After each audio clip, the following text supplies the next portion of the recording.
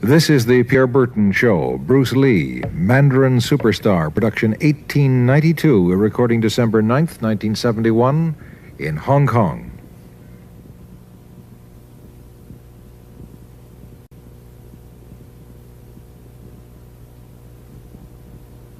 Bruce Lee faces a real dilemma. He's on the verge of stardom in the United States with a projected TV series on the horizon, but he's just achieved superstardom as a film actor here in Hong Kong. So what does he choose, the East or the West?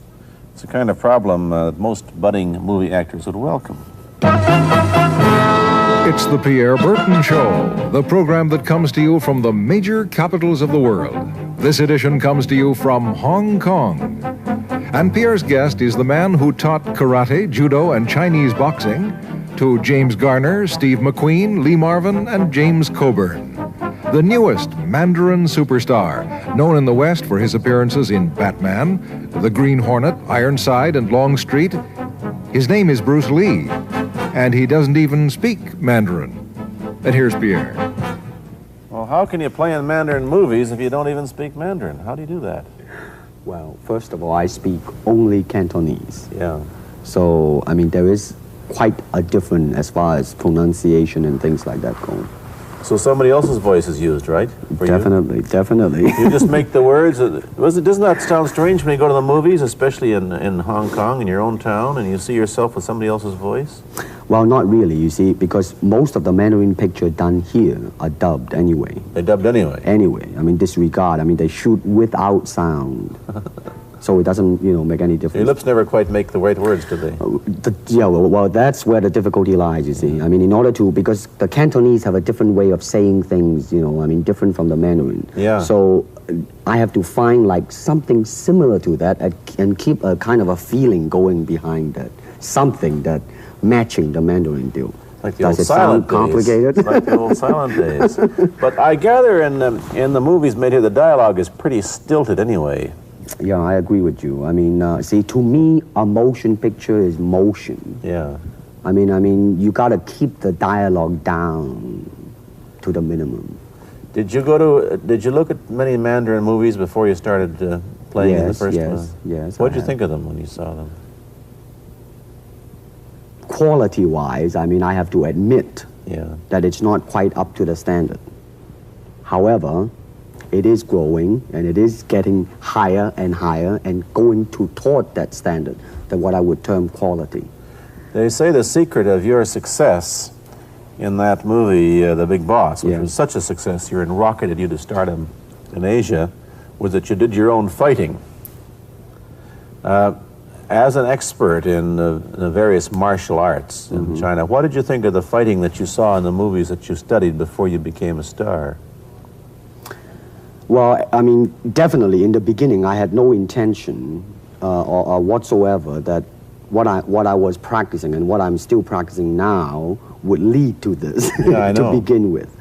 But martial art has a very, very deep meaning as far as my life is concerned, because as an actor, as a martial artist, as a human being, all these I have learned from martial art. Maybe for our audience who doesn't know what it means, you might explain exactly what you mean by martial art. Right. Martial art include all the combative arts like karate or karate, judo, Chinese kung fu or Chinese boxing, whatever you call it. All those. You see, like Aikido, Korean, I can go on and on and on. But it's a combative form of fighting. I mean, it's not, some of them became sport, but some of them are still not. I mean, they use, for instance, kicking to the groin, jabbing fingers at the eyes, and things like that. No wonder you're successful in the Chinese movies. They're full of this kind of action anyway. They needed a guy like you could... Violence, man. So you didn't have to use a double when you moved into the motion picture world here. You did it all yourself. Right. Can you break 5 or 6 pieces of wood with your hand or your foot? I'll probably break my hand and foot. But tell me a little bit... you set up a school in Hollywood, didn't you, for people like James Garner and Steve McQueen and the others? Yes. Why would they want to learn Chinese martial art? Because of a movie role? Not really. I mean, most of them, you see, to me, At least the way that when I teach it, all type of knowledge ultimately means self-knowledge. So therefore, they are coming in to, and ask me to teach them not so much of how to defend themselves or how to do somebody in. Rather, they want to learn to express themselves through some movement, be it anger, be it determination, or whatsoever. So in other words, what I'm saying, therefore, is that he is paying me to show him in combative form the art of expressing the human body. Which is acting, in a sense, isn't it? Well... Or it would be a useful tool for an actor to have. It's... it might sound too philosophical, but it's unacting acting or acting unacting, if you... You've lost me. I have, right? So what I'm saying, actually, you see, it's a combination of both. Here it is the natural instinct, and here is control. You are to combine the two in harmony. Not, if you have one to the extreme, you will be very unscientific. If you have another to the extreme, you become all of a sudden a mechanical man, no longer a human being. So it is a successful combination of both. So therefore, it is not only, so therefore it's not pure naturalness or unnaturalness. The ideal is unnatural naturalness or natural unnaturalness. Yin yang, eh? Right, man, that's it. One of your students, James Coburn, played in a movie called Iron Man Flint, in which he used karate. Is that what he learned from you? He learned it after. Oh, he went yeah. After he played in Iron Man. Right, right. You see, actually, I do not teach, karate because I do not believe in styles anymore. I do not believe that there is such thing as like Chinese way of fighting or the Japanese way of fighting or whatever way of fighting, because unless human beings have 3 arms and 4 legs, we will have a different form of fighting. But basically, we have only 2 hands and 2 feet. So styles tends to not only separate man, because they have their own doctrines, and then the doctrine became the gospel truth, that you cannot change, But if you do not have styles, if you just say, well, here I am, as a human being, how can I express myself totally and completely? Now, that way, you won't create a style, because style is a crystallization, that way, it's a process of continuing growth. You talk about Chinese boxing. How does it differ from, say, our kind of boxing? Well, first, we use the feet. That's and then we use the elbow. And you use the thumb too? You name it, man. We use it all. You have to, you see, because, that is the expression of the human body. Everything, not just the hand. And when you're talking about combat, well, if it is a sport, now you're talking about something else. You have regulations, you have rules. But when you're talking about fighting as it is, no rules. With no rules. Not real fighting. Well, then, baby, you better train every part of your body. And when you do punch, now I'm leaning forward a little bit, hoping not to hurt any camera angle. You got to put the whole hip into it and snap it and get all your energy in there and make this into a weapon. I don't want to tangle you in any dark that right now. You came at me pretty fast there. What is the difference between Chinese boxing and what we see these young men doing at 8 o'clock every morning on the rooftops in the parks called shadow boxing, which they're always... Well, actually, you see, that is part of Chinese boxing. It is. There are so many schools, different Everybody schools. here seems to be, going like this all the time. Well, that's good. I'm very glad. I'm very glad to see that, because at least somebody is caring for their own body, right? Yeah. That's a good sign. Well, it's a kind of a slow form of exercise, which is called Tai Chi Chuan. I'm speaking Mandarin just now. Yeah. Cantonese, Tai Chi Chuan, okay? I see. And it's more of an exercise for the elderly, not so much for the young. Give me a demonstration. Show me. Can you do a little bit of it? Just so the hand-wise is very slow. Oh, is it? and you push it out, but all the time you are keeping the continuity going. Bending, stretching, everything. You know, suppose, you know, I mean, you just keep it moving. It's like a ballet dancer there. Yeah, it is. I mean, to them, you see, the idea is running water never grows stale. So you got to just keep on flowing. Of all your students, famous, James Garner, Steve McQueen, Lee Marvin, James Coburn, Roman Polanski, which was the best, who adapted best to this Oriental form of exercise and defense? Well, depending, okay? Now, as a fighter, Steve McQueen, now, he is good in that department because that son of a gun got the toughness in him. Yeah. You see it on the screen. I mean, he would say, all right, baby, here I am, man. Mm-hmm. You know, and he'll do it. Yeah. Now, James Coburn is a peace-loving man. Yeah, I met him. Right? I mean, you've met him. I mean, he's really, really nice. I mean, super mellow and all that. I mean, you know, I mean, now, he appreciates the philosophical part of it. Therefore, his understanding of it is deeper than Steve. So it's really hard to say. You see what I'm saying now? I see. I mean, it's different. So that's, I mean, depending on what you see in it. Interesting that we don't, in our world, and haven't since the days of the Greeks who did, combine philosophy and art with sport. But quite clearly, the Oriental attitude is that the three are facets of the same things. Man, listen, you see, really, to me, okay, to me, ultimately, martial art means honestly expressing yourself. Now, it is very difficult to do.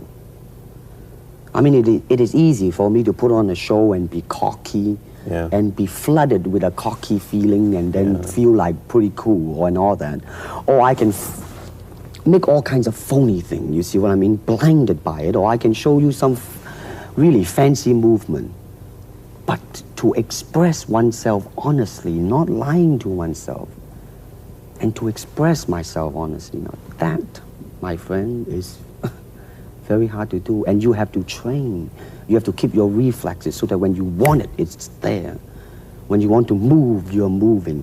And when you move, you are determined to move. Not taking 1 inch, not anything less than that. If I want to punch, I'm going to do it, man, and I'm going to do it, you see. So, I mean, so that is the type of thing you have to train yourself into it, to become one with the, you think? Yeah, this is very un-Western, this attitude. I want to ask you about your movie and TV career, but first we'll take a break. Then I'll be back with Bruce Lee. I've been talking to Bruce Lee mainly about the Chinese martial arts, which include things like Chinese boxing, karate, and judo, which is what he taught when he was in Hollywood. After he left the University of Washington, where he studied, of all things, philosophy, if you can believe that. He did, but that, perhaps you understand why the two go together from the first half of this program. And you can perhaps understand how he got into films. He knew a lot of actors, but I'm told that you got the job on the Green Hornet, where you played Kato the chauffeur, mainly because you're the only Chinese-looking guy who could pronounce the name of the leading character, Britt Reed. I meant that as a joke, of course.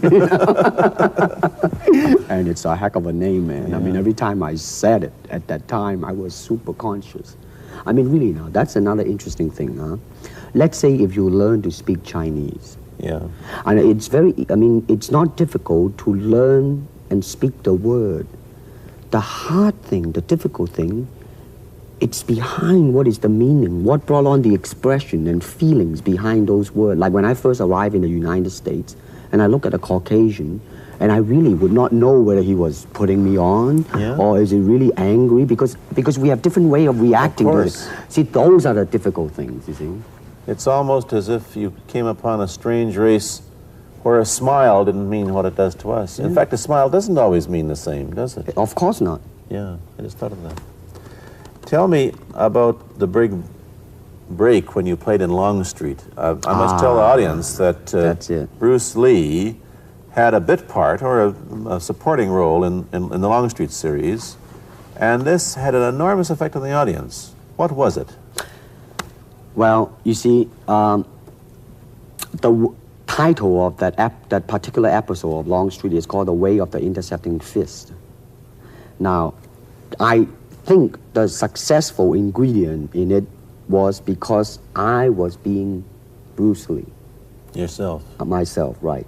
And did that part, just express myself, like I say, honestly express myself at that time. And because of that, I brought, favorable mentioning in like New York Times, which says like the Chinaman, who incidentally came off quite convincingly enough to earn himself a television series, and so on and so on and so forth. Can you remember the lines by Sterling Siliphant, the key lines? He's one of my students, you know that? Was he too? Yes. You've had everybody as your student. But you read, there were some lines that expressed your philosophy. I don't know if you remember them or not. Oh, I remember that. I Let's said, hear. this is what it is, okay? You're talking to Longstreet, played by James Francesca. I said, empty your mind. Be formless, shapeless, like water. Now you put water into a cup, it becomes the cup. You put water into a bottle, it becomes the bottle. You put it in a teapot, it becomes the teapot. Now water can flow or it can crash.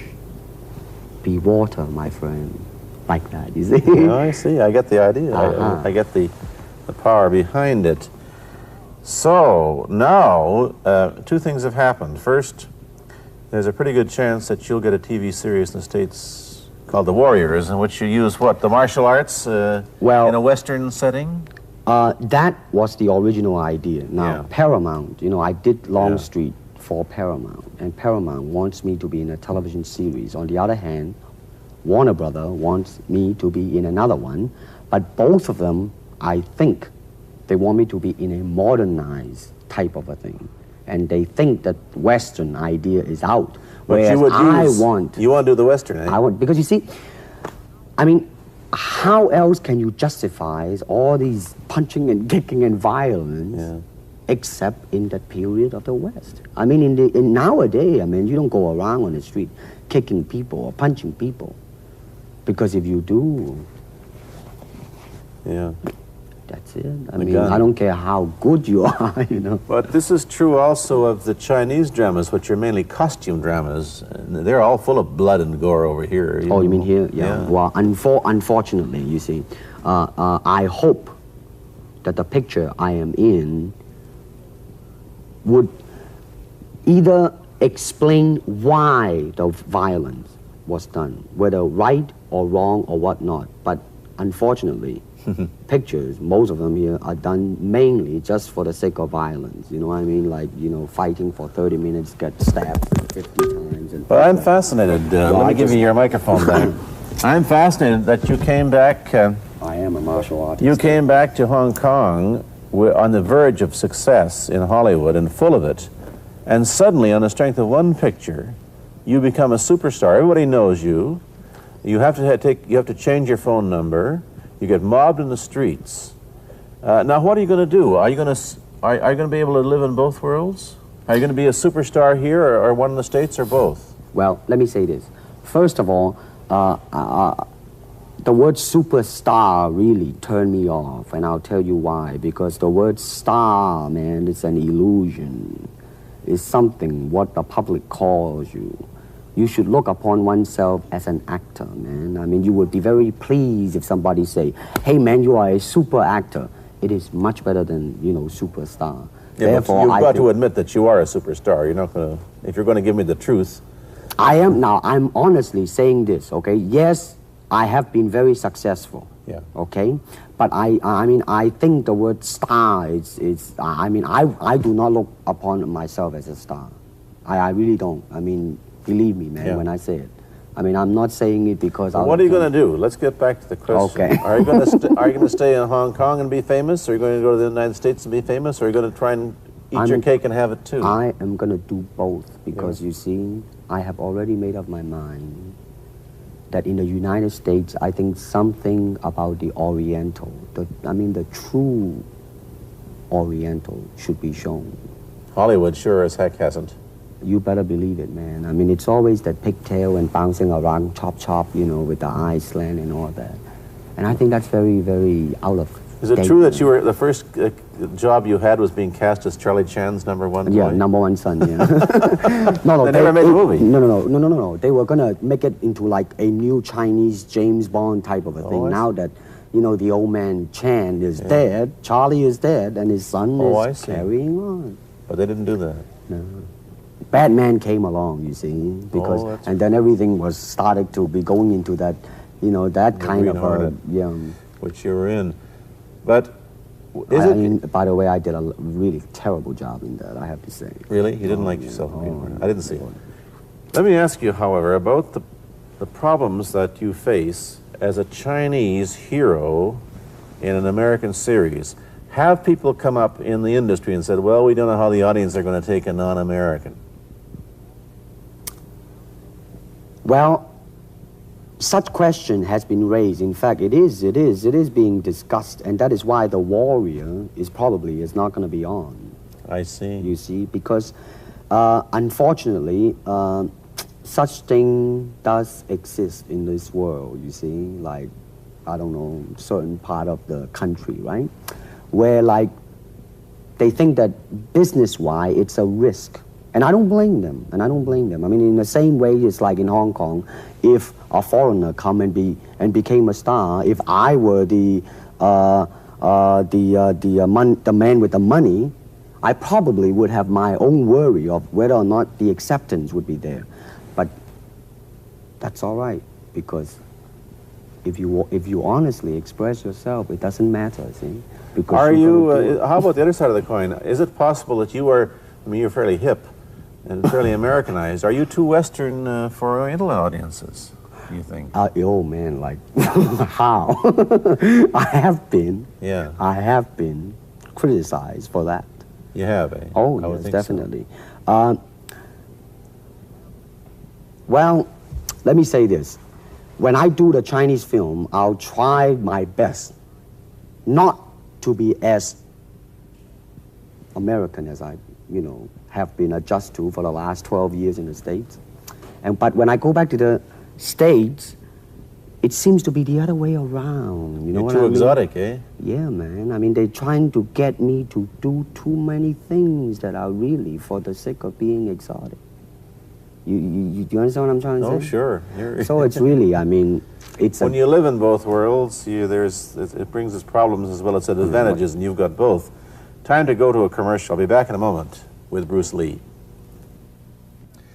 Let me ask you whether the change in attitude on the part of the Nixon administration towards China has helped your chances of starring in an American TV series.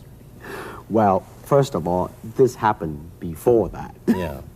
But I do think that things of Chinese will be quite interesting for the next few years. I mean, not that I'm politically, you know, inclining toward anything. You know, I understand that. I'm just wondering. But I mean, once the opening of China, you know, I mean, that it will bring more understanding. Yeah. More things that are, hey, like different, you know? And maybe in the contrast of comparison, some new thing might grow. So therefore, I mean, it's a very rich period to be in. I mean, like if I were born, let's say, 40 years ago. Yeah. If I have a thought in my mind, I said, boy, I'm gonna star in a movie or star in a television series in America. Well, that might be a vague dream, but I think right now, maybe, man. You still think of yourself Chinese, or do you ever think of yourself as North American? You know what I want to think of myself? As a human being. Because, I mean, I don't want to sound like, you know, as Confucius say, but under the sky, under the heaven, man, there is but one family. It just so happened, man, that people are different. Okay, we got to go. Thank you, Bruce Lee, for coming here. Thank you for watching. Thank you. You've been watching Bruce Lee on The Pierre Burton Show, a half-hour program of conversation, opinion, and debate. This is Bernard Cowan speaking.